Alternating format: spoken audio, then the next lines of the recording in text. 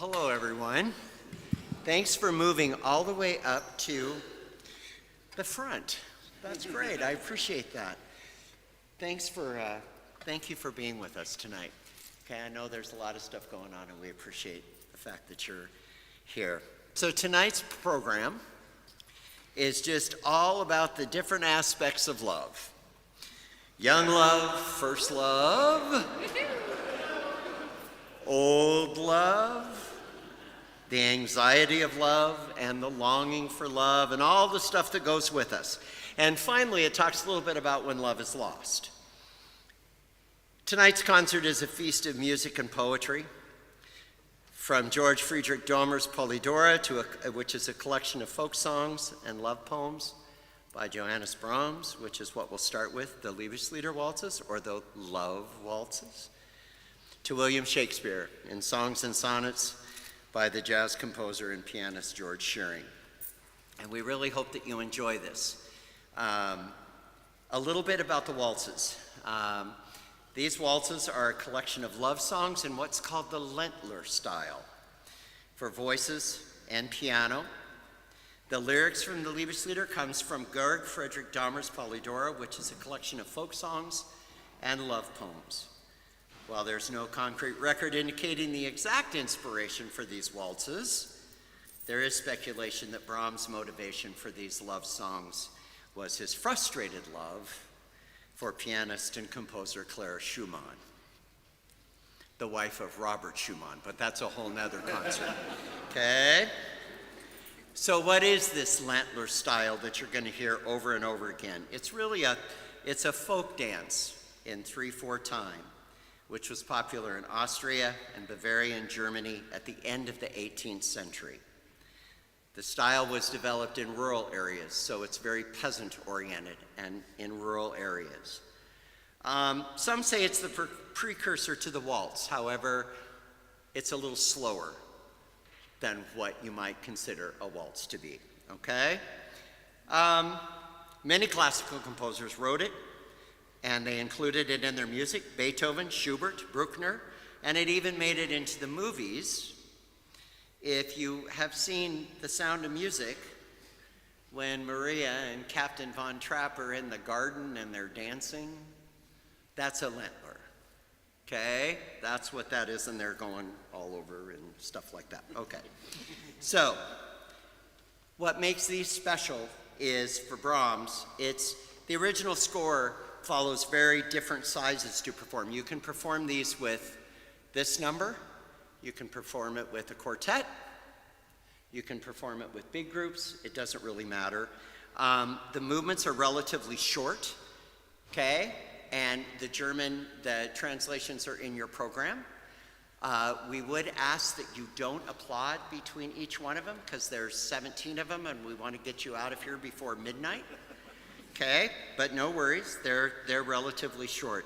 Brahms didn't regularly compose for situations like this. He usually wrote the Brahms German Requiem, big organ, choral, orchestra types of works. So this is unique, and it's also unique that he rarely used the piano with his vocal forces. And this is even made more special by the fact that this is written for one piano and 4 hands.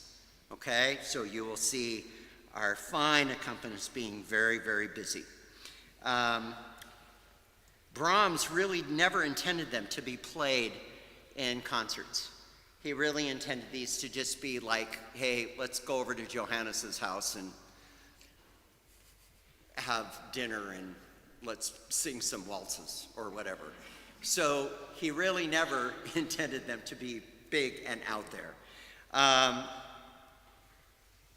They were, however, immediately successful.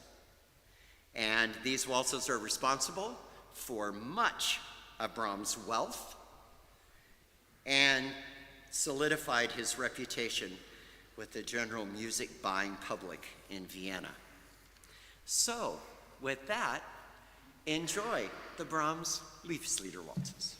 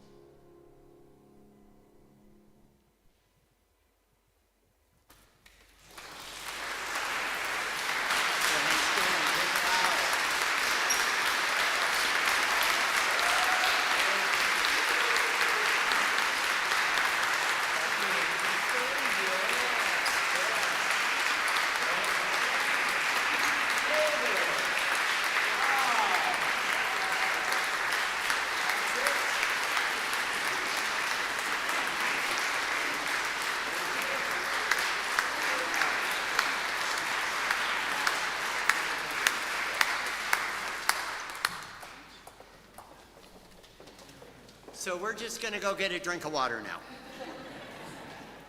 And there's going to be somebody that's going to talk to you.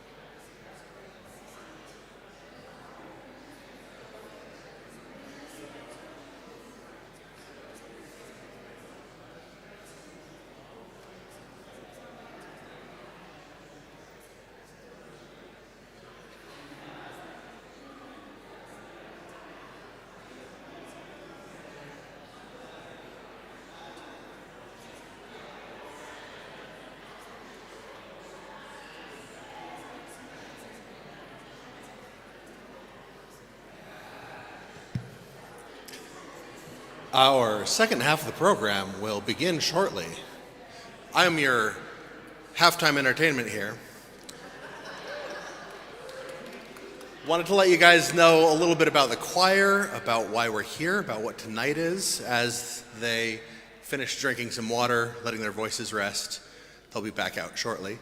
But we sing for the church often enough, and we often talk about how the purpose of a church is not necessarily this building, even though the building's important. I see you back there, Dwayne. Yes, the building's important. But it's about the community. It's about how can we give back, how can we be a part of the community that we live in, that the church is based in, that supports the church both financially and with people, and that the church is here to support. Well, since we get to sing Christian music all the time, but not everyone comes to church, we wanted to have an opportunity to take some of our choir members that love to sing together and do harder music than we can do on a week-to-week basis, and do non-Christian secular music that we could share with the community and be a part of the community.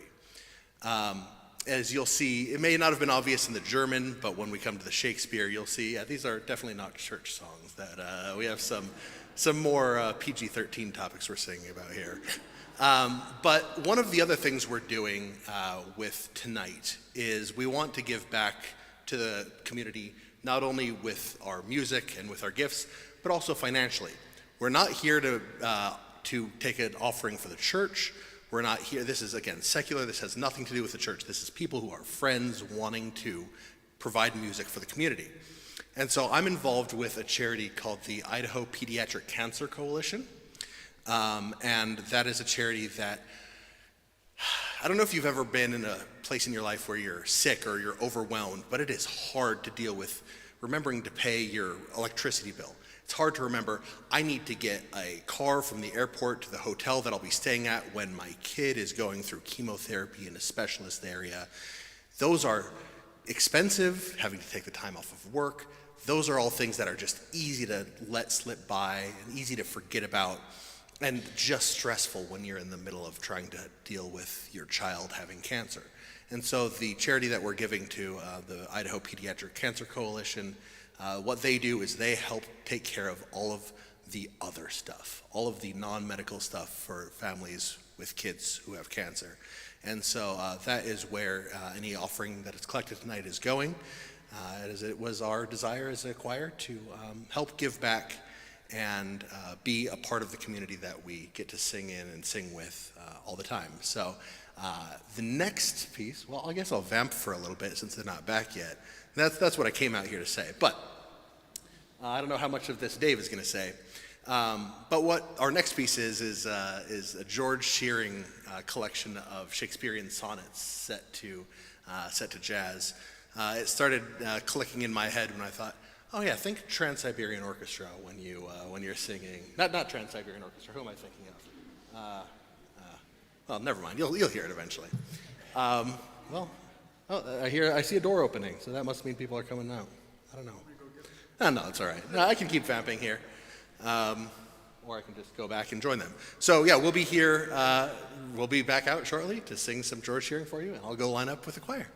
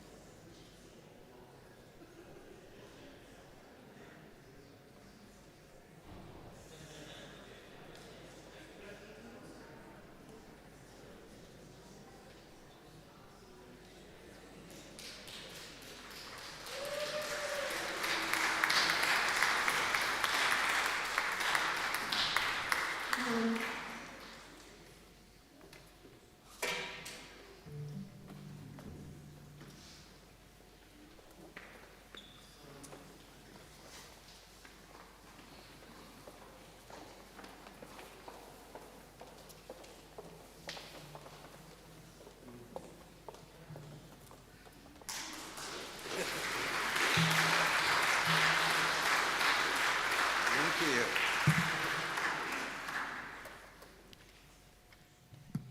So the jazz pianist George Shearing was born in 1919. He was blind from birth.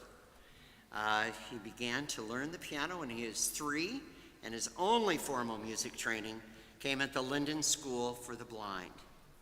He was a member of a band made up entirely of blind musicians and appeared with them many, many times on the BBC.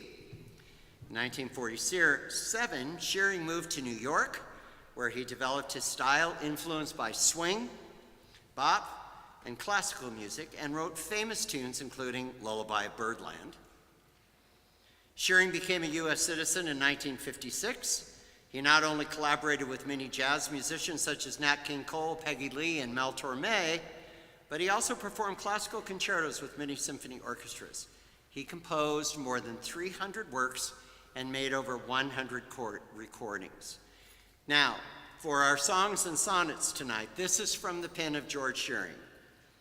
Some 15 years ago, William Shakespeare and I brought forth a series of pieces for choir, jazz piano, and bass entitled Music to Hear. Because the efforts of the Shakespeare-Shearing team seemed to be received with enthusiasm by singers, choral directors, and audiences alike, and because we enjoyed working together so much, we thought we would give it another go. Mr. Shakespeare dug deep around into his trunk and came up with 7 more songs and sonnets that we hadn't used yet. We got to work and came up with this collection, Songs and Sonnets from Shakespeare. Again, they are all set for choral ensemble, jazz, piano, and bass. In them, you'll hear my English music background and my American jazz influence. We think you will enjoy the variety of moods they cover. We certainly have enjoyed it. And if we say so ourselves, we like them, every one of them. The working personnel is much the same. William Shakespeare, George Shearing, and Frank Metis, who had to do the yeoman's work of putting everything down that George Shearing was doing on manuscript paper. All of the parts, all of this, all of that. And that's just a huge, huge job. There's one addition to our production team. Mr. Shearing tells us, a man considered to be one of the very best choral writers and directors in the business, and a man whom I'm honored to be able to call a very dear friend, and that's the name of John Rudder, who conducted the first performance of this in Illinois. He closes by saying, I wish to thank each of these outstanding collaborators for their invaluable contributions to this effort. They were always there when I needed them, and if Mr. Shakespeare hadn't done his part in the first place, we would all be in the soup.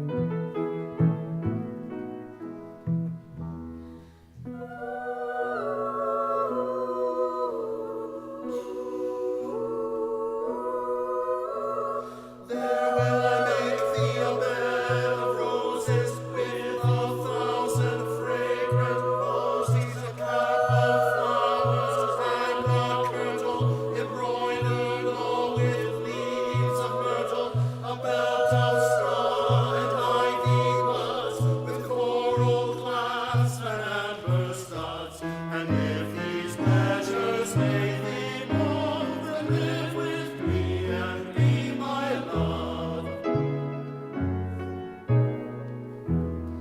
If and the world and love were young and true in every shepherd's tongue, these pretty pleasures might be moved to live with thee and be my love. If and the world and love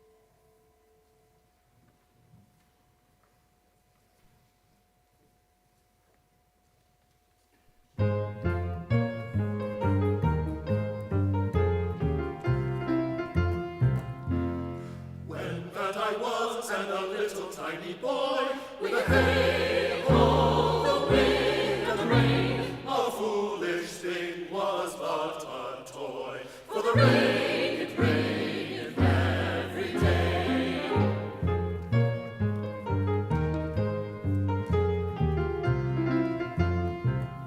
But when I came to a man's estate with a hey-ho, the wind and the rain, then knaves and thieves men shut their gates, for the rain, it rained every day.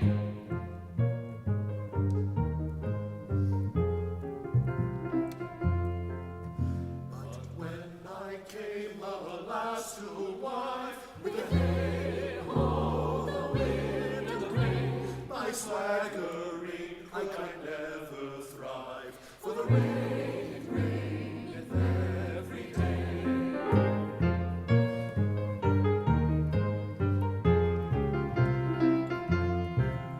But when I came unto my bed with a hey-ho, the wind and the rain, with thoughts but still had drunken heads, for the rain, it raineth every day.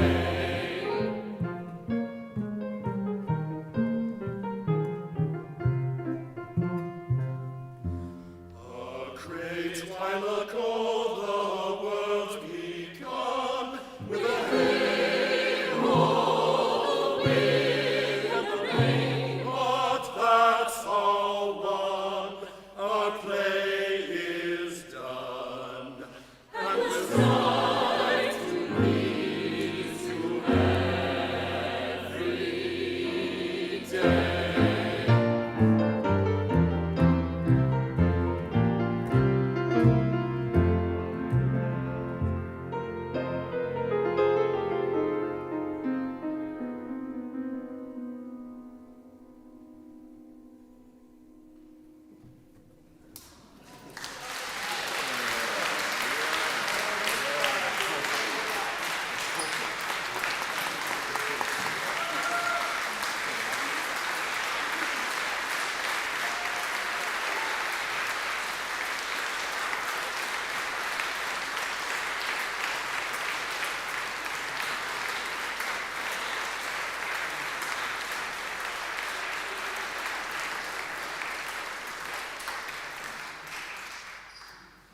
Thank you so much for coming. I hope you enjoyed yourself. We certainly enjoyed doing it for you. And have a lovely evening. And thanks again for coming. Thank you.